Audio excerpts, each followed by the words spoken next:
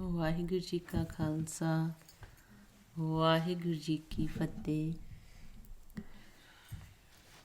ਗੁਰਬਾਣੀ ਗੁਰੂ ਫਰਮਾਨ ਕਰਦੇ ਆ ਕਿ ਜਦੋਂ ਆਪਾਂ ਪਰਮਾਤਮਾ ਦਾ ਸਿਮਰਨ ਕਰਦੇ ਆ, ਸਾਡਾ ਮਨ ਵਿਚਾਰਾਂ ਤੋਂ ਰਹਿਤ ਹੋ ਜਾਂਦਾ ਅਤੇ ਅਸੀਂ ਭਾਵ ਸਾਗਰ ਨੂੰ ਤਰ ਜਾਂਦੇ ਹਾਂ। ਅਤੇ ਜਿਹੜਾ ਮਹਾਰਾਜ ਕਹਿੰਦੇ ਆ ਉਸ ਪਰਮਾਤਮਾ ਦਾ ਸਿਮਰਨ ਕਰਦਾ, ਜਾਪ ਕਰਦਾ, ਕਹਿੰਦੇ ਕਿ ਉਹ ਫਿਰ ਪਰਮਾਤਮਾ ਵਿੱਚ ਹੀ ਸਮਾ ਜਾਂਦਾ। ਫਿਰ ਮਹਾਰਾਜ ਉਦਾਹਰਨ ਦਿੰਦੇ ਆ ਭਗਤ ਧਰੂ ਦੀ, ਭਗਤ ਪ੍ਰਹਿਲਾਦ ਜੀ ਦੀ। ਗੁਰੂ ਸਾਹਿਬ ਫਰਮਾਉਂਦੇ ਆ ਦੇ ਜਪ ਮਨ ਹਰ ਹਰ ਨਾਮ ਤਰਾਵੈ ਗੋ। ਕਹਿੰਦੇ ਹਰੀ ਦਾ ਨਾਮ ਜਪ ਕੇ ਤੁਸੀਂ ਤਰ ਜਾਓਗੇ। ਹਰੀ ਦਾ ਨਾਮ ਤੁਹਾਨੂੰ ਭਵਸਾਗਰ ਤੋਂ ਪਾਰ ਕਰ ਦੇਗਾ। ਜੋ ਜੋ ਜਪੇ ਸੋਈ ਗਤ ਪਾਵੈ, ਜਿਉਂ ਧਰੂ ਪ੍ਰਹਿਲਾਦ ਸਮਾਵੈ ਗੋ। ਕਹਿੰਦੇ ਕਿ ਜਿਵੇਂ ਧਰੂ ਭਗਤ ਅਤੇ ਪ੍ਰਹਿਲਾਦ ਭਗਤ ਜੀ ਤਰ ਗਏ, ਪਰਮਾਤਮਾ ਵਿੱਚ ਸਮਾ ਗਏ, ਆਪਣੇ ਮੂਲ ਦੀ ਪਹਿਚਾਣ ਕਰ ਲਈ।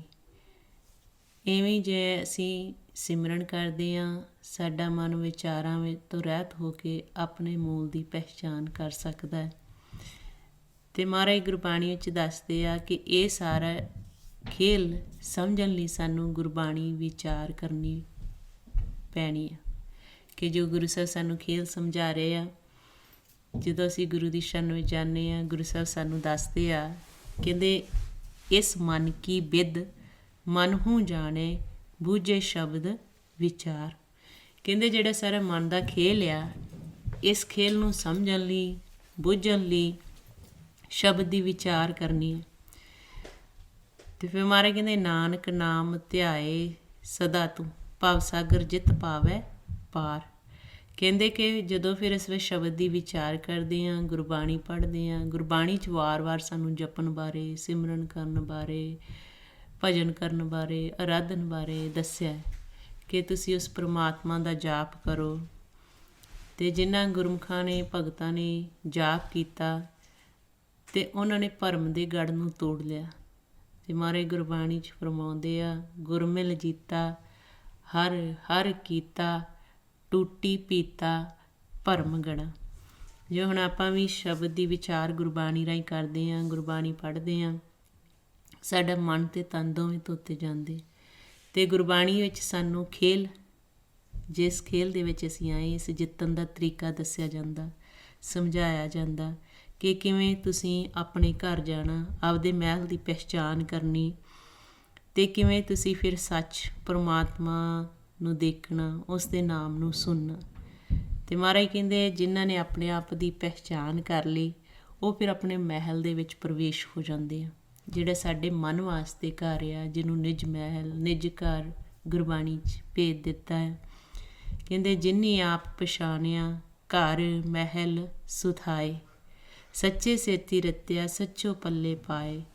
ਕਹਿੰਦੇ ਕਿ ਜਿਨ੍ਹਾਂ ਨੇ ਆਪਦੀ ਪਹਿਚਾਣ ਕਰ ਲਈ, ਆਪਣੇ ਘਰ ਦੇ ਵਿੱਚ ਵਾਸਾ ਕਰ ਲਿਆ, ਅਤੇ ਜਿਹੜਾ ਮਨ ਦਾ ਘਰ ਆ ਉਹਨੂੰ ਨਿੱਜ ਮਹਿਲ ਕਿਹਾ ਆ। ਅਤੇ ਜਦੋਂ ਉਸ ਨਿੱਜ ਮਹਿਲ ਵਿੱਚ ਮਨ ਪ੍ਰਵੇਸ਼ ਹੋ ਜਾਂਦਾ, ਪਰਮਾਤਮਾ ਦੀ ਆਵਾਜ਼ ਨੂੰ ਸੁਣਦਾ, ਅਤੇ ਫਿਰ ਮਹਾਰਾਜ ਕਹਿੰਦੇ ਆ ਕਿ ਆਪਣੇ ਸੱਚ ਪਰਮਾਤਮਾ ਮੂਲ ਨਾਲ ਜਾ ਕੇ ਇੱਕਮਿਕ ਹੋ ਜਾਂਦਾ। ਹੁਣ ਗੁਰਬਾਣੀ ਦੇ ਵਿੱਚ ਆਪਾਂ ਨੂੰ ਇਹ ਸਾਰਾ ਖੇਲ ਭਗਤਾਂ ਨੇ, ਗੁਰੂ ਸਾਹਿਬਾਂ ਨੇ ਸਮਝਾਇਆ ਕਿ ਇਹ ਸੂਖਮ ਖੇਲ ਆ, ਇੱਕ ਦ੍ਰਿਸ਼ਟਮਾਨ ਆ ਜਿਹੜਾ ਅਸੀਂ ਸੰਸਾਰ 'ਚ ਦੇਖ ਰਹੇ ਹਾਂ। ਇਹਨੂੰ ਦ੍ਰਿਸ਼ਟਮਾਨ ਮਾਇਆ ਵੀ ਕਿਹਾ ਆ, ਅਤੇ ਇੱਕ ਸੂਖਮ ਖੇਲ ਆ ਅਤੇ ਸੂਖਮ ਮਾਇਆ ਵੀ ਹੈ, ਜਿਸ ਮਾਇਆ ਦੇ ਵਿੱਚ ਅਸੀਂ ਹਰ ਵਕਤ ਵਿਚਰਦੇ ਹਾਂ, ਜਿਹਨੂੰ ਮਹਾਰਾਜ ਕਹਿੰਦੇ ਰਜ ਗੁਣ ਤਮ ਗੁਣ ਸਤਗੁਣ ਕਹੀਏ ਤੇਰੀ ਸਭ ਮਾਇਆ। ਕਦੇ ਰਜੋਗੁਣੀ ਵਿਚਾਰ, ਕਦੇ ਤਮੋਗੁਣੀ ਵਿਚਾਰ, ਇਹਨੂੰ ਸੁਖਮ ਮਾਇਆ ਕਿਹਾ ਹੈ। ਫਿਰ ਜਿਸ ਖੇਲ ਦੇ ਵਿੱਚ ਅਸੀਂ ਖੇਲ ਰਹੇ ਹਾਂ, ਇਹਨੂੰ ਸੁਖਮ ਖੇਲ ਕਿਹਾ ਆ, ਜਿਹੜਾ ਸਾਡੇ ਮਨ ਦਾ ਖੇਲ ਆ। ਜੋ ਭਗਤਾਂ ਨੇ, ਗੁਰੂ ਸਾਹਿਬਾਂ ਨੇ ਖੇਲ ਨੂੰ ਦੇਖਿਆ, ਖੇਲ ਨੂੰ ਜਿੱਤਿਆ, ਅਤੇ ਫਿਰ ਆਪਾਂ ਨੂੰ ਸ਼ਬਦਾਂ ਵਿੱਚ ਗੁਰਬਾਣੀ 'ਚ ਲਿਖ ਕੇ ਦਿੱਤਾ, ਜਿਹਨੂੰ ਮਹਾਰਾਜ ਕਹਿੰਦੇ ਸ਼ਬਦਾਂ ਮਾਹੇ ਵਖਾਨੀਏ ਵਿਰਲਾ ਤਾਂ ਬੂਝੇ ਕੋਈ। ਜਦੋਂ ਮਨ ਜਾਗਦਾ ਆ, ਉਦੋਂ ਸਾਨੂੰ ਇਹ ਸੁਖਮ ਖੇਲ ਦਾ ਭੇਦ ਲੱਗਦਾ। ਜਿਹੜੇ ਗੁਰਮੁਖ ਜਨ, ਭਗਤ ਜਨ ਜਾਗੇ, ਉਹਨਾਂ ਨੇ ਫਿਰ ਸਾਨੂੰ ਇਹ ਸਾਰਾ ਖੇਲ ਸਮਝਾਇਆ, ਅਤੇ ਜਿਨ੍ਹਾਂ ਨੇ ਫਿਰ ਉਸ ਖੇਲ ਨੂੰ ਪੜ੍ਹ ਕੇ ਬੁੱਝਿਆ, ਮਨ ਨੂੰ ਜਗਾਇਆ, ਫਿਰ ਉਹਨਾਂ ਗੁਰਮੁਖਾਂ ਨੇ ਸਾਨੂੰ ਦੱਸਿਆ, ਸਾਰਿਆਂ ਨੂੰ ਭੇਜ ਦਿੱਤਾ ਕਿ ਕਿਵੇਂ ਤੁਸੀਂ ਵੀ ਗੁਰਬਾਣੀ ਨੂੰ ਪੜ੍ਹ ਕੇ, ਜੋ ਗੁਰੂ ਸਾਹਿਬਾਨ ਨੇ ਭਗਤਾਂ ਨੇ ਪ੍ਰੈਕਟੀਕਲ ਜੀਵਨ ਸਾਨੂੰ ਦੱਸਿਆ ਆ, ਕਿਵੇਂ ਪ੍ਰੈਕਟੀਕਲ ਕਰਨਾ।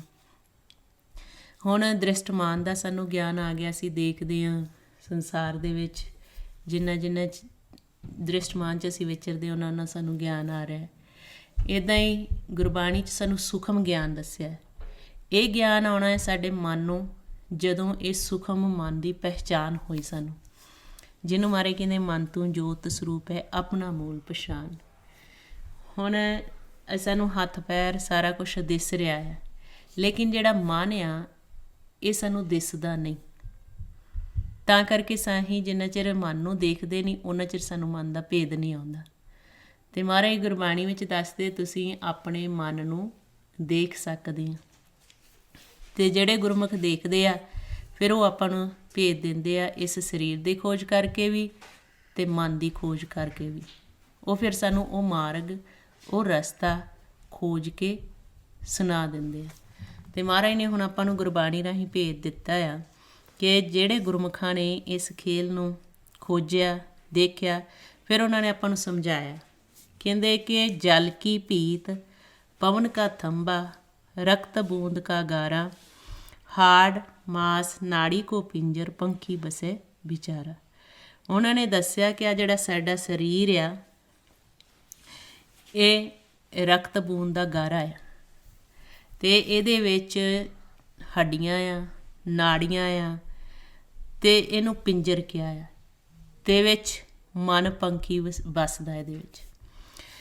ਹੁਣ ਉਹਨਾਂ ਇਹ ਸਾਰਾ ਕੁਛ ਦੇਖ ਕੇ ਬਰੀਕੀ ਦੇ ਵਿੱਚ ਸਾਨੂੰ ਗੁਰਬਾਣੀ 'ਚ ਲਿਖ ਦਿੱਤਾ। ਕਹਿੰਦੇ ਕਿ ਇਹ ਜਿਹੜਾ ਸਰੀਰ ਬਣਿਆ ਆ ਇਹ ਨਾੜੀਆਂ 'ਤੇ ਕਿਵੇਂ ਚਮੜੀ ਬਣੀ, ਸਰੀਰ ਵਿੱਚ ਕਿੰਨੀਆਂ ਨਾੜੀਆਂ ਹੈ, ਜਿਵੇਂ ਡਾਕਟਰੀ ਲਾਈਨ ਦੇ ਵਿੱਚ ਦ੍ਰਿਸ਼ਟਮਾਨ ਤਨ ਦੇ ਅੰਦਰ ਬਾਰੇ ਬਰੀਕੀ ਦੇ ਵਿੱਚ ਉਹ ਸਾਰਾ ਪੜਚੋਲ ਕਰਦੇ ਇਸ ਸਰੀਰ ਦੀ, ਕਿ ਦਿਲ ਆ, ਦਿਮਾਗ ਆ, ਕਿਹੜੀਆਂ ਕਿਹੜੀਆਂ ਨਾੜੀਆਂ ਆ। ਉਹ ਫਿਰ ਇਸ ਸਰੀਰ ਦੀ ਖੋਜ ਵਿਗਿਆਨੀ ਕਰ ਲੈਂਦੇ, ਸਰੀਰ ਵਿੱਚ ਕੀ ਉਹ ਦੇਖ ਲੈਂਦੇ ਆ, ਨਾੜਾਂ ਆ, ਚਮੜੀ ਆ, ਖੂਨ ਆ। ਇੱਦਾਂ ਹੁਣ ਜਿਹੜੇ ਭਗਤ ਆ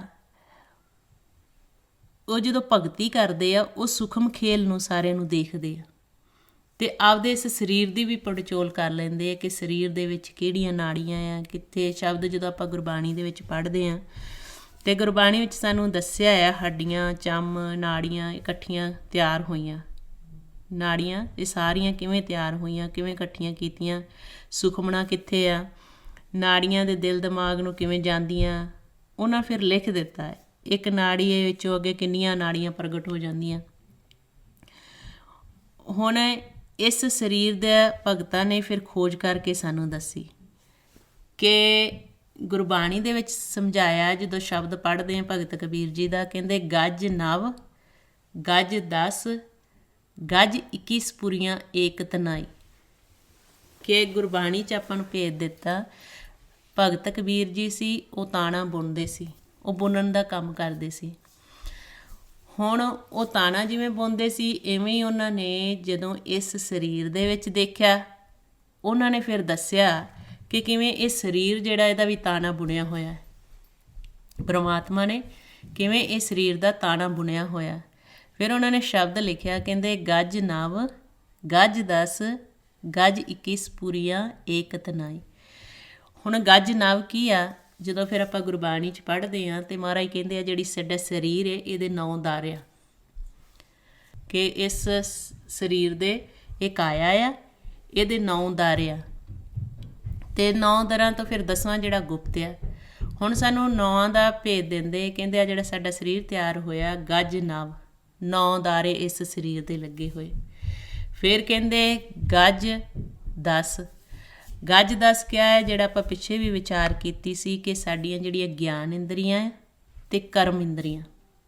ਹੁਣ ਜਦੋਂ ਆਪਾਂ ਗੁਰਬਾਣੀ ਪੜ੍ਹਦੇ ਹਾਂ, ਗੁਰਬਾਣੀ ਦੀ ਵਿਚਾਰ ਗੁਰਬਾਣੀ ਦੁਆਰਾ ਹੁੰਦੀ ਹੈ। ਅਤੇ ਪਿਤਾ ਜੀ ਨੇ ਸਮਝਾਇਆ ਸੀ ਕਿ ਜਦੋਂ ਵੀ ਆਪਾਂ ਗੁਰਬਾਣੀ ਪੜ੍ਹਨੀ ਕੋਸ਼ਿਸ਼ ਕਰਨੀ ਖੋਜਣਾ ਗੁਰਬਾਣੀ ਦੇ ਵਿੱਚੋਂ ਹੀ।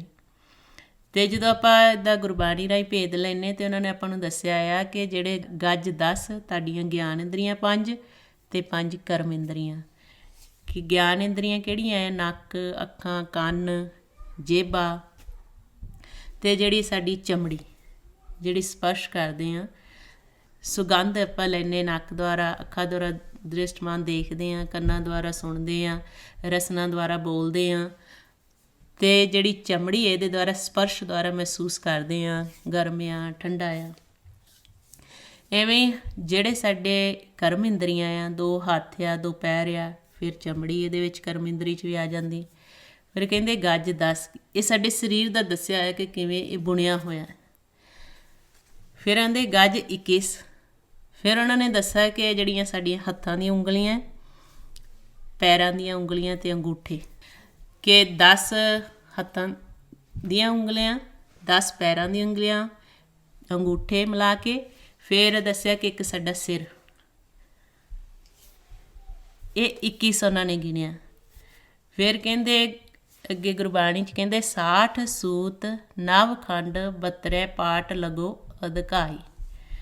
ਫਿਰ ਕਹਿੰਦੇ ਕਿ 60 ਨਾੜੀਆਂ ਲੰਮੇ ਪਾਸੇ ਦੀਆਂ। ਜਦੋਂ ਭਗਤ ਕਬੀਰ ਜੀ ਤਾਣਾ ਬੁਣਦੇ ਸੀ, ਉਹਨੂੰ ਖੱਡੀ ਕਹਿੰਦੇ। ਦੇਖੀ ਹੋਣੀ ਹੈ ਤੁਸੀਂ ਕਿ ਜਦੋਂ ਉਹ ਬੁਣਾਈ ਕਰਦੇ, ਕਈ ਵਾਰੀ ਬੀਬੀਆਂ ਵੀ ਜਦੋਂ ਦਰੀਆਂ ਹੁੰਦੀਆਂ ਸੀ, ਪੁਰਾਣੀਆਂ ਬੀਬੀਆਂ, ਸੋ ਇੱਦਾਂ ਲੰਬੀਆਂ ਪਹਿਲਾਂ ਧਾਗੇ ਲਾਉਂਦੇ, ਫਿਰ ਦੂਜੇ ਪਾਸੇ ਨੂੰ।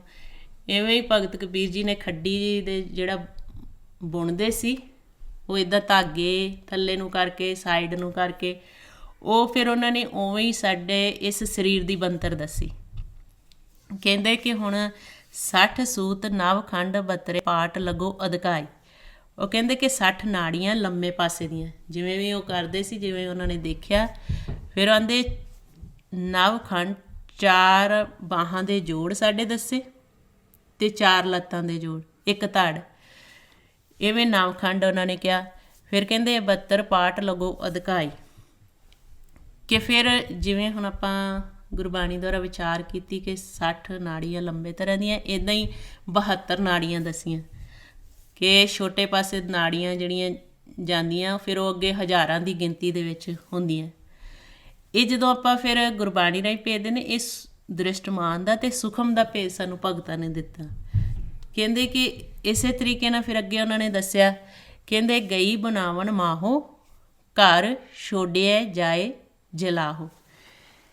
ਕਹਿੰਦੇ ਕਿ ਇਹ ਜਦੋਂ ਆਹ ਸਰੀਰ ਮਿਲਦਾ ਸਾਨੂੰ, ਇਹਦੇ ਵਿੱਚ ਮਨ ਪਾਇਆ ਜਾਂਦਾ, ਇਹ ਤਾਣਾ ਇਹਦਾ ਬੁਣਿਆ ਜਾਂਦਾ ਸਰੀਰ ਦਾ।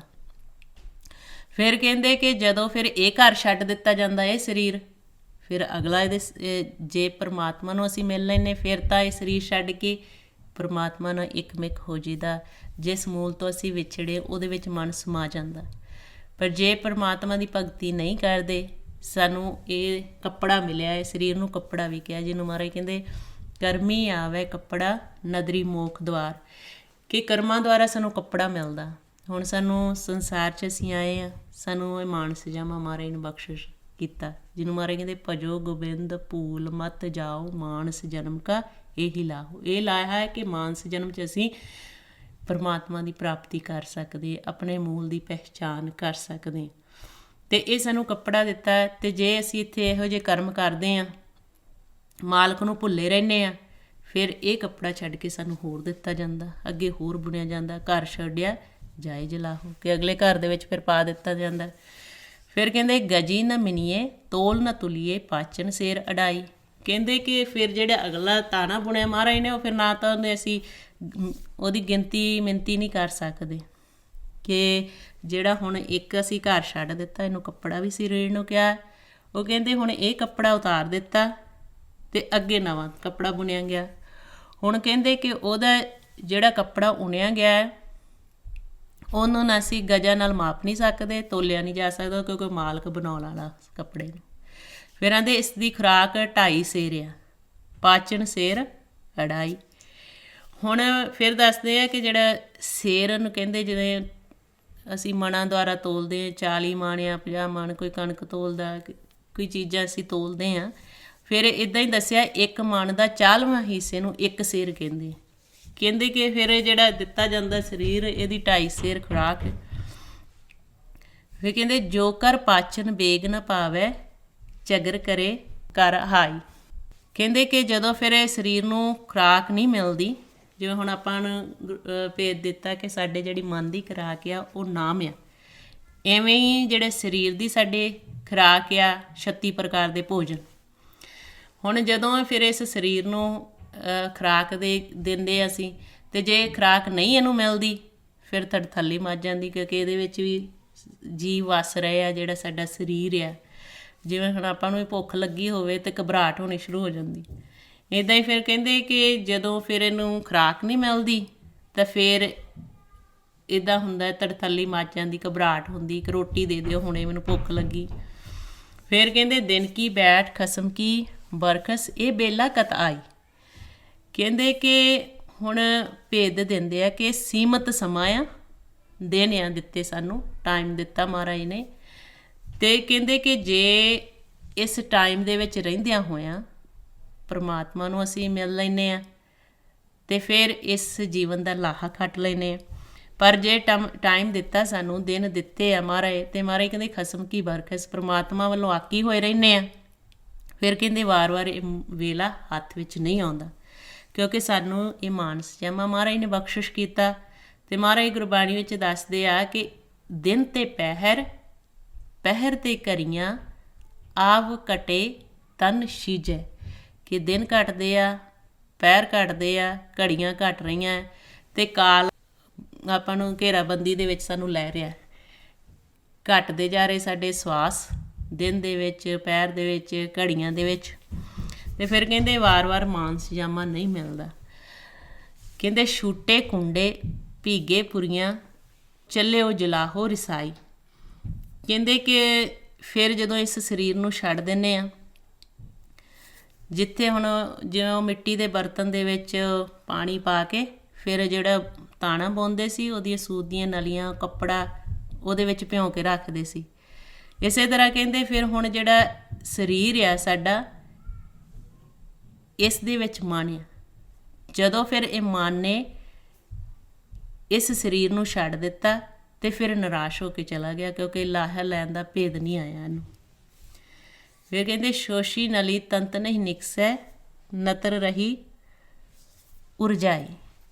ਕਹਿੰਦੇ ਕਿ ਜਦੋਂ ਹੁਣ ਪੌਣ ਖਤਮ ਹੋ ਗਈ, ਪੌਣ ਖਿੱਚ ਲੈਂਦੇ ਮਾਲਕ, ਉਦੋਂ ਫਿਰ ਸਾਰਾ ਕੁਛ ਢਹਿ ਢੇਰੀ ਹੋ ਜਾਂਦਾ, ਇਹ ਤਾਣਾ ਜਿਹੜਾ ਉਲਟ ਜਾਂਦਾ, ਡਿੱਗ ਜਾਂਦਾ ਸਾਰਾ ਸਾਡਾ ਸਰੀਰ, ਜਦੋਂ ਪਰਮਾਤਮਾ ਪੌਣ ਨੂੰ ਖਿੱਚ ਲੈਂਦੇ। ਕਿਉਂਕਿ ਪੌਣ ਦੁਆਰਾ ਹੀ ਸਾਰਾ ਖੇਲ ਮਹਾਰਾਜ ਨੇ ਚਲਾਇਆ, ਜਿਹਨੂੰ ਮਹਾਰਾਜ ਕਹਿੰਦੇ ਪੌਣੇ ਖੇਲ ਕੀਆ ਸਭ ਥਾਈ ਕਲਾ ਖਿੰਚ ਟਹਾਈਂਦਾ।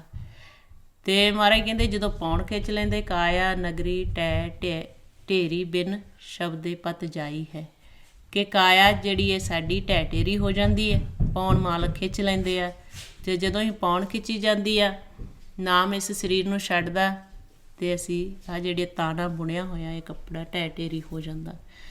ਫਿਰ ਆਂਦੇ ਛੋੜ ਪਸਾਰ ਇਹਾਂ ਰਹੋ ਬਪਰੀ ਕਹੋ ਕਬੀਰ ਸਮਝਾਈ। ਕਹਿੰਦੇ ਕਿ ਸਭ ਕੁਛ ਉਹਨਾਂ ਜਿਹੜਾ ਸੰਸਾਰ ਦੇ ਵਿੱਚ ਅਸੀਂ ਤ੍ਰੈ ਗੁਣਾਂ 'ਚ ਵਿਚਰਦੇ ਹਾਂ, ਕਹਿੰਦੇ ਇਹਨਾਂ ਤੋਂ ਉੱਪਰ ਉੱਠੋ। ਸਾਨੂੰ ਭਗਤ ਕਬੀਰ ਜੀ ਸਮਝਾਉਂਦੇ ਆ। ਪਹਿਲਾਂ ਤਾਂ ਉਹਨਾਂ ਨੇ ਦੱਸਿਆ ਕਿ ਜਿਹੜਾ ਤਾਣਾ ਬੁਣਿਆ ਹੋਇਆ ਸਰੀਰ ਦਾ, ਇਹ ਕਿਵੇਂ ਬੁਣਿਆ ਹੋਇਆ, ਗਿਆਨ ਇੰਦਰੀਆਂ, ਕਰਮ ਇੰਦਰੀਆਂ, 9 ਦਰ, ਫਿਰ ਨਾੜਾਂ ਦੇ ਬਾਰੇ ਵਿੱਚ ਦੱਸਿਆ। ਫਿਰ ਉਹਨਾਂ ਨੇ ਸਮਝਾਇਆ ਕਿ ਅੰਤ ਵਿੱਚ ਸਮਝਾਉਂਦੇ ਆ ਕਿ ਤੁਸੀਂ ਤ੍ਰੈ ਗੁਣਾਂ ਤੋਂ ਅਤੀਤ ਰਹੋ, ਜਿਉਂਦਿਆਂ ਜੀ ਹੀ ਪਰਮਾਤਮਾ ਨੂੰ ਪਾਓ। ਕਹਿੰਦੇ ਇਸ ਸਰੀਰ ਨੂੰ ਛੱਡਣਾ ਸਿੱਖ ਲਓ। ਜਿਵੇਂ ਹੁਣ ਆਪਾਂ ਅਭਿਆਸ ਕਰਦੇ ਹਾਂ ਗੁਰਬਾਣੀ ਦੁਆਰਾ, ਇਸ ਸਰੀਰ ਨੂੰ ਛੱਡਣਾ ਸਿੱਖ ਰਹੇ ਹਾਂ। ਅਤੇ ਗੁਰਬਾਣੀ 'ਚ ਸਾਨੂੰ ਸਮਝਾਇਆ ਬਿਨ ਭਗਤੀ ਵਿਸ਼ਟਾ ਵਿੱਚ ਵਾਸਾ, ਕਿ ਇੱਕ ਮਾਨਸ ਜਾਮਾ ਆ ਜਿਹਦੇ ਵਿੱਚ ਅਸੀਂ ਭਗਤੀ ਕਰ ਸਕਦੇ ਹਾਂ। ਅਤੇ ਕਹਿੰਦੇ ਭਗਤੀ ਤੋਂ ਬਿਨਾਂ ਫਿਰ ਵਿਸ਼ਟਾ ਦੇ ਵਿੱਚ, ਗੰਦਗੀ ਦੇ ਵਿੱਚ ਵਾਸਾ ਹੁੰਦਾ ਹੈ। ਅਤੇ ਮਹਾਰਾਜ ਨੇ ਸਾਨੂੰ ਹੁਣ ਵਿਧੀ ਦੱਸੀ ਆ, ਜਿਹੜਾ ਹੁਣ ਆਪਾਂ ਸਿਮਰਨ ਅਭਿਆਸ ਕਰਦੇ ਹਾਂ। ਕਹਿੰਦੇ ਹਿਰਦੇ ਜਪੋ ਨੇਤਰ ਧਿਆਨ ਲਾਵੋ ਸਰਵਣੀ ਕਥਾ ਸੁਣਾਏ, ਕਿ ਹਿਰਦੇ ਦੁਆਰਾ ਅਸੀਂ ਜਪਣਾ। ਹਿਰਦਾ ਉਦੋਂ ਮਨ ਨੂੰ ਕਿਹਾ ਜਦੋਂ ਸ਼ੁੱਧ ਹੋ ਜਾਂਦਾ, ਇਸ ਮਨ ਨੂੰ ਹਿਰਦਾ ਕਿਹਾ ਆ ਗੁਰਬਾਣੀ ਦੇ ਵਿੱਚ। ਫਿਰ ਅਸੀਂ ਧਿਆਨ ਲਾਉਣਾ ਇਹਨਾਂ ਨੇਤਰਾਂ ਦੁਆਰਾ, ਸੱਚ ਪਰਮਾਤਮਾ ਨੂੰ ਦੇਖਣਾ। ਸਰਵਣੀ ਕਥਾ ਸੁਣਾਏ, ਫਿਰ ਸਰਵਣਾ ਦੁਆਰਾ ਉਸ ਮਾਲਕ ਦੀ ਕਥਾ ਨੂੰ ਸੁਣਨਾ, ਜਿਹਨੂੰ ਮਾਰੇ ਕਹਿੰਦੇ ਸਭ ਤੋਂ ਉੱਤਮ ਹਰ ਕੀ ਕਥਾ ਨਾਮ ਸੁਣਤ ਦਰਦ ਦੁੱਖ ਲਥਾ। ਫਿਰ ਕਹਿੰਦੇ ਚਰਨੀ ਚਲੋ ਮਾਰਗ ਠਾਕਰ ਕੇ, ਕਿ ਪਰਮਾਤਮਾ ਦੇ ਰਸਤੇ 'ਤੇ ਚਲੋ, ਰਸਨਾ ਹਰ ਗੁਣ ਗਾਏ, ਅਤੇ ਰਸਨਾ ਦਾ ਰਸ ਪਰਮਾਤਮਾ ਦਾ ਸਿਮਰਨ ਕਰੋ। ਅਤੇ ਮਹਾਰਾਜ ਗੁਰਬਾਣੀ 'ਚ ਦੱਸਦੇ ਆ ਕਿ ਜਿਉਂਦਿਆਂ ਜੀ ਜਦੋਂ ਅਸੀਂ ਮਰਨਾ ਸਿੱਖ ਲਿਆ, ਫਿਰ ਸਾਨੂੰ ਪਤਾ ਆ ਕਿ ਜਦੋਂ ਅਸੀਂ ਸਰੀਰ ਛੱਡਿਆ ਫਿਰ ਅਸੀਂ ਕਿੱਥੇ ਜਾ ਕੇ ਸਮਾਉਣਾ ਹੈ। ਤਾਂ ਮਹਾਰਾਜ ਕਹਿੰਦੇ ਸ਼ਬਦ ਮਰੋ ਫਿਰ ਜੀਵੋ ਸਦ ਹੀ, ਤਾਂ ਫਿਰ ਮਰਨ ਨਾ ਹੋਈ। ਕਿ ਜਿਹੜਾ ਹੁਣ ਆਪਾਂ ਸਿਮਰਨ ਅਭਿਆਸ ਕਰਦੇ ਹਾਂ, ਇਹ ਸ਼ਬਦ ਦੁਆਰਾ ਅਸੀਂ ਮਰਨਾ ਸਿੱਖ ਰਹੇ ਹਾਂ ਵਾਰ-ਵਾਰ। ਅਤੇ ਜਦੋਂ ਸਾਨੂੰ ਇਹ ਮਰਨਾ ਆ ਗਿਆ, ਮਰਨਾ ਹੁੰਦਾ ਵਿਚਾਰਾਂ ਤੋਂ ਰਹਿਤ ਹੋਣਾ। ਜਿੱਦਾਂ ਹੁਣ ਆਪਾਂ ਬੈਠੇ ਹਾਂ, ਸਾਡੇ ਸਰੀਰ ਦੇ ਵਿੱਚ ਮਨ ਆ, ਅਤੇ ਮਹਾਰਾਜ ਕਹਿੰਦੇ ਮਨ ਚੰਚਲ ਆ, ਅਤੇ ਇਹ ਮਨ ਚੰਚਲ ਨੂੰ ਤੁਸੀਂ ਠਹਿਰਾਉਣਾ ਆ। ਇਸ ਮਨ ਚੰਚਲ ਨੂੰ ਵਿਚਾਰਾਂ ਤੋਂ ਰਹਿਤ ਕਰਨਾ ਹੈ। ਫੁਰਨਿਆਂ ਕਰਕੇ ਭੱਜਾ ਫਿਰਦਾ ਜਦੋਂ ਪਾਉਣ ਦੇ ਵਿੱਚ ਮਿਲਦਾ, ਅਤੇ ਮਹਾਰਾਜ ਕਹਿੰਦੇ ਫਿਰ ਇਸ ਨੂੰ ਰੋਕੋ। ਅਤੇ ਰੋਕਣ ਦੀ ਵਿਧੀ ਦੱਸੀ ਹੈ ਕਿ ਕਿਵੇਂ ਤੁਸੀਂ ਰੋਕਣਾ। ਆਪਣੀ ਆਵਾਜ਼ ਨੂੰ ਆਪ ਸੁਣਨਾ, ਧੁਨ ਮੈਂ ਧਿਆਨ, ਧਿਆਨ ਮੈਂ ਜਾਣਿਆ। ਫਿਰ ਮਹਾਰਾਜ ਕਹਿੰਦੇ ਸ਼ਬਦ ਦੁਆਰਾ ਕਿਵੇਂ ਮਰਨਾ ਦੇ, ਸ਼ਬਦ ਮਰੇ ਤਿਸ ਸਦਾ ਆਨੰਦ। ਜਿਹੜਾ ਹੁਣ ਆਪਾਂ ਬੋਲਦੇ ਨਾ ਵਾਹ ਗੁਰੂ ਵਾਹ ਗੁਰੂ ਵਾਹ ਗੁਰੂ, ਇਹ ਅਸੀਂ ਸ਼ਬਦ ਦੁਆਰਾ ਆਪਣੇ ਮਨ ਨੂੰ ਮਾਰ ਰਹੇ ਹਾਂ।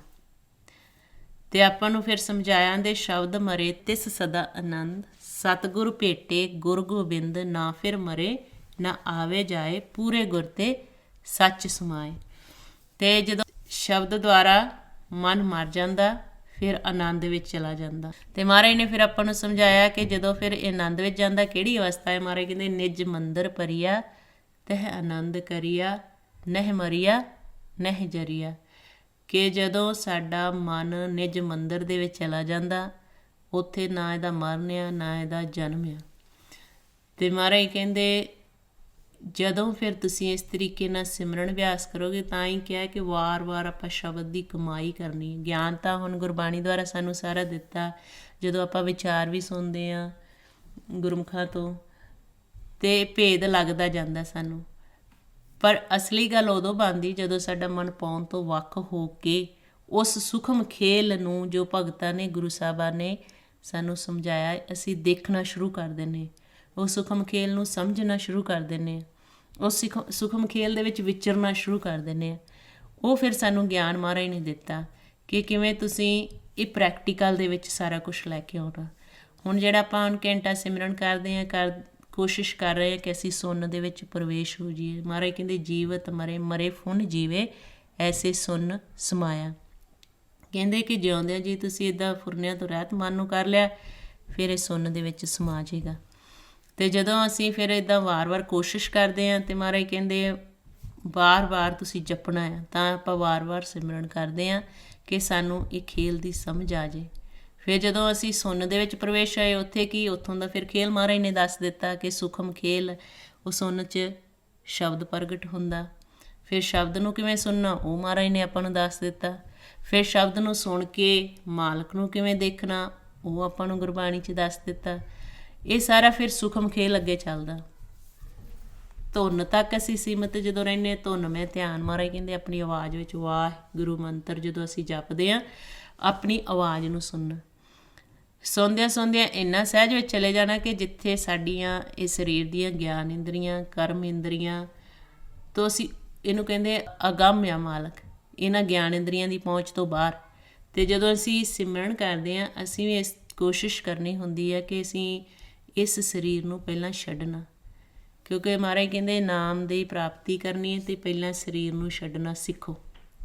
ਜੇ ਜਿਉਂਦਿਆਂ ਜੀ ਅਸੀਂ ਸਰੀਰ ਨੂੰ ਛੱਡਣਾ ਸਿੱਖ ਗਏ, ਫਿਰ ਸਾਨੂੰ ਪਤਾ ਹੈ ਕਿ ਜਦੋਂ ਸਵਾਸਾਂ ਦਾ ਭੰਡਾਰਾ ਖਤਮ ਹੋਇਆ, ਫਿਰ ਅਸੀਂ ਕਿੱਥੇ ਜਾਣਾ।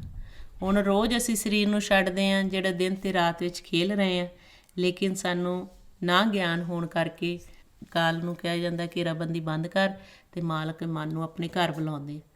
ਇਹ ਸਾਨੂੰ ਗੁਰਮੁਖਾਂ ਨੇ ਸੋਝੀ ਦਿੱਤੀ ਕਿ ਇਸ ਤਰੀਕੇ ਨਾਲ ਤੁਸੀਂ ਸੌਂਦੇ ਆ। ਗੁਰਬਾਣੀ ਰਾਹੀਂ ਉਹਨਾਂ ਭੇਜ ਦਿੱਤਾ ਕਿ ਜਦੋਂ ਤੁਸੀਂ ਰਾਤ ਨੂੰ ਸੌਂਦੇ ਆ, ਕਾਲ ਆਪਣਾ ਘੇਰਾਬੰਦੀ ਬੰਦ ਕਰਦਾ, ਮਾਲਕ ਦਾ ਹੁਕਮ ਹੁੰਦਾ ਆ, ਫਿਰ ਤੁਸੀਂ ਆਪਣੇ ਘਰ ਵਿੱਚ ਪ੍ਰਵੇਸ਼ ਹੋ ਜਾਂਦੇ। ਫਿਰ ਉਹਨਾਂ ਨੇ ਆਪਾਂ ਨੂੰ ਸਮਝਾਇਆ ਕਿ ਤੁਸੀਂ ਆਪ ਕਿਵੇਂ ਉਹ ਘੇਰਾਬੰਦੀ ਬੰਦ ਕੀਤਾ ਗਿਆ ਵਿਚਾਰਾਂ ਦਾ, ਕਿਵੇਂ ਤੁਸੀਂ ਅੰਦਰ ਪ੍ਰਵੇਸ਼ ਹੋਏ, ਇਹ ਆਪ ਉੱਥੇ ਜਾਣਾ ਸਿੱਖੋ। ਅਤੇ ਫਿਰ ਉਹਨਾਂ ਨੇ ਸਮਝਾਇਆ ਕਿ ਜਦੋਂ ਤੁਸੀਂ ਫਿਰ ਇਸ ਤਰੀਕੇ ਨਾਲ ਸ਼ਬਦ ਦਾ ਅਭਿਆਸ ਕਰੋਗੇ, ਮਨ ਜਦੋਂ ਪੌਣ ਦੇ ਵਿੱਚ ਮਿਲਦਾ, ਪੌਣ 'ਚ ਮਿਲ ਕੇ ਵਿਚਾਰਾਂ ਚਲਾ ਜਾਂਦਾ। ਜਦੋਂ ਤੁਸੀਂ ਇਹ ਪੌਣ ਦੁਆਰਾ ਪਹਿਲਾਂ ਸਿਮਰਨ ਸ਼ੁਰੂ ਕਰਨਾ, ਜਦੋਂ ਸਵਾਸ ਅੰਦਰ ਜਾਂਦੇ ਵਾਹੇ, ਸਵਾਸ ਬਾਹਰ ਆਉਂਦੇ ਗੁਰੂ, ਜਦੋਂ ਆਪਾਂ ਕਰਦੇ ਹਾਂ, ਇਹ ਕੋਸ਼ਿਸ਼ ਕਰਦੇ ਹਾਂ ਕਿ ਅਸੀਂ ਇੱਦਾਂ ਆਪਣੀ ਆਵਾਜ਼ ਨੂੰ ਸੁਣਦੇ ਫਿਰ ਹੌਲੀ ਹੌਲੀ ਜਿਹੜੇ ਸਾਹ ਆਉਂਦੇ ਆ ਸਾਨੂੰ, ਇਹ ਸਾਹਾਂ ਵੱਲ ਧਿਆਨ ਨਹੀਂ ਦੇਣਾ। ਕਈ ਵਾਰੀ ਹੁੰਦਾ ਕਿ ਜਦੋਂ ਆਪਾਂ ਪਹਿਲੀ ਵਾਰ ਸਿਮਰਨ ਅਭਿਆਸ ਕਰਦੇ ਹਾਂ, ਕਈ ਗੁਰਮੁਖ ਫਿਰ ਸਾਹਾਂ ਵੱਲ ਹੀ ਧਿਆਨ ਦੇਈ ਜਾਂਦੇ। ਇਹ ਪ੍ਰੈਕਟਿਸ ਵਾਸਤੇ ਆ ਕਿ ਜਦੋਂ ਸਵਾਸ ਅੰਦਰ ਜਾਂਦਾ ਵਾਹੇ, ਜਦੋਂ ਸਵਾਸ ਬਾਹਰ ਆਉਂਦਾ ਉਦੋਂ ਗੁਰੂ ਕਹਿਣਾ। ਫਿਰ ਸਿਰਫ ਆਪਣੀ ਆਵਾਜ਼ ਨੂੰ ਹੀ ਸੁਣਨਾ, ਵਾਹਿਗੁਰੂ ਵਾਹਿਗੁਰੂ। ਫਿਰ ਆਪਣੇ ਆਪ ਹੀ ਚੱਲਣਾ ਆ ਸਵਾਸ ਗ੍ਰਹਿ ਸਿਮਰਨ, ਆਪੇ ਹੀ ਸਵਾਸ ਅੰਦਰ ਜਾ ਰਿਹਾ ਬਾਹਰ। ਇਹ ਪ੍ਰੈਕਟਿਸ ਵਾਸਤੇ ਆ ਕਿ ਅਸੀਂ ਜਦੋਂ ਸਵਾਸ ਅੰਦਰ ਜਾਂਦਾ ਵਾਹੇ ਕਹਿਣਾ, ਬਾਹਰ ਆਉਂਦਾ ਗੁਰੂ ਕਹਿਣਾ। ਅਤੇ ਜਦੋਂ ਅਸੀਂ ਇਹ ਪ੍ਰੈਕਟਿਸ ਕਰ ਲੈਂਦੇ ਫਿਰ ਸਵਾਸਾਂ ਵੱਲ ਧਿਆਨ ਨਹੀਂ ਦੇਣਾ, ਕਿਉਂਕਿ ਫਿਰ ਅਸੀਂ ਪੌਣ ਨੂੰ ਛੱਡਣਾ ਸਿੱਖਣਾ ਹੁੰਦਾ।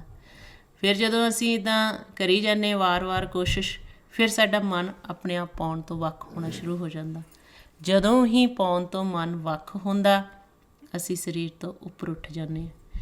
ਜਿਹਨੂੰ ਮਹਾਰਾਜ ਕਹਿੰਦੇ ਰਾਮ ਰਤਨ ਤਬ ਪਾਈਏ ਜਾਂ ਪਹਿਲੇ ਤਜੇ ਸਰੀਰ, ਕਿ ਪਹਿਲਾਂ ਅਸੀਂ ਇਸ ਸਰੀਰ ਨੂੰ ਛੱਡਣਾ ਸਿੱਖਿਆ। ਅਤੇ ਜਦੋਂ ਅਸੀਂ ਇਹਨੂੰ ਛੱਡ ਦਿੰਦੇ ਹਾਂ, ਕਈ ਵਾਰੀ ਹੁੰਦਾ ਕਈਆਂ ਦੀ ਧੌਣ ਥੱਲੇ ਲੱਗ ਜਾਂਦੀ ਹੈ ਕਰਦਿਆਂ ਫਿਰ ਜਦੋਂ ਇਹ ਸਰੀਰ ਨੂੰ ਸੁਰਤੀ ਛੱਡ ਜਾਂਦੀ, ਫਿਰ ਜਦੋਂ ਵਾਪਸ ਆਉਣੇ ਫਿਰ ਧੌਣ ਦੁਖਣ ਲੱਗ ਪੈਂਦੀ। ਫਿਰ ਤੁਸੀਂ ਇਸ ਤਰੀਕੇ ਨਾਲ ਕਰਨਾ ਹੁੰਦਾ ਕਿ ਤੁਸੀਂ ਬੈਠਣਾ ਹੁੰਦਾ ਕਿ ਰਿਲੈਕਸ ਹੋ ਕੇ ਬੈਠੋ, ਜਿੱਥੇ ਤੁਹਾਡੇ ਜਦੋਂ ਤੁਸੀਂ ਫਿਰ ਸਰੀਰ 'ਚ ਵਾਪਸ ਆਓ ਤਕਲੀਫ ਨਾ ਹੋਵੇ। ਤਾਂ ਮਹਾਰਾਜ ਕਹਿੰਦੇ ਉੱਠਦਿਆਂ, ਬਹਿੰਦਿਆਂ, ਸੌਂਦਿਆਂ, ਖਾਂਦਿਆਂ ਤੁਸੀਂ ਮੁਕਤ ਹੋ ਸਕਦੇ ਆ, ਜਦੋਂ ਅਸੀਂ ਆਪਣੇ ਆਪ ਨੂੰ ਵਿਚਾਰਾਂ ਤੋਂ ਰਹਿਤ ਕਰ ਲੈਂਦੇ ਹਾਂ। ਕਿਉਂਕਿ ਜਦੋਂ ਅਸੀਂ ਪ੍ਰੈਕਟੀਕਲ ਅਭਿਆਸ ਕਰਨਾ, ਉਦੋਂ ਇਸ ਤਰੀਕੇ ਨਾਲ ਕਿ ਮਨ ਵਿਚਾਰਾਂ ਤੋਂ ਰਹਿਤ ਹੋ ਕੇ ਆਪਣੇ ਘਰ ਸੁਣਨ ਵਿੱਚ ਚਲੇ ਜਾਏ, ਜਦੋਂ ਅਸੀਂ ਰਾਤ ਨੂੰ ਸੌਣ ਲੱਗਦੇ ਹਾਂ ਜਾਂ ਬੈਠ ਕੇ ਜਦੋਂ ਵੀ ਤੁਹਾਡੇ ਕੋਲ ਟਾਈਮ ਹੁੰਦਾ। ਪਰ ਜਦੋਂ ਅਸੀਂ ਸੰਸਾਰ 'ਚ ਵਿਚਰਨਾ, ਉਦੋਂ ਸਮਦ੍ਰਿਸ਼ਟ ਨਾਲ ਕਿਸ ਕਰਮ ਵੀ ਕਰਦੇ ਹਾਂ, ਨਾਲ ਸਿਮਰਨ ਕਰਨਾ, ਜਿਹਨੂੰ ਮਹਾਰਾਜ ਕਹਿੰਦੇ ਉਠਤ ਬੈਠਤ ਹਰ ਹਰ ਧਿਆਈਏ, ਅਣ ਦਿਨ ਸੋ ਕ੍ਰਿਤ ਕਰੀਏ। ਕਿ ਮਹਾਰਾਜ ਕਹਿੰਦੇ ਜਿਹੜਾ ਦਿਨ ਰਾਤ ਤੁਸੀਂ ਕਰਮ ਕਰਦੇ ਆ, ਨਾਲ ਸਿਮਰਨ ਕਰਨਾ।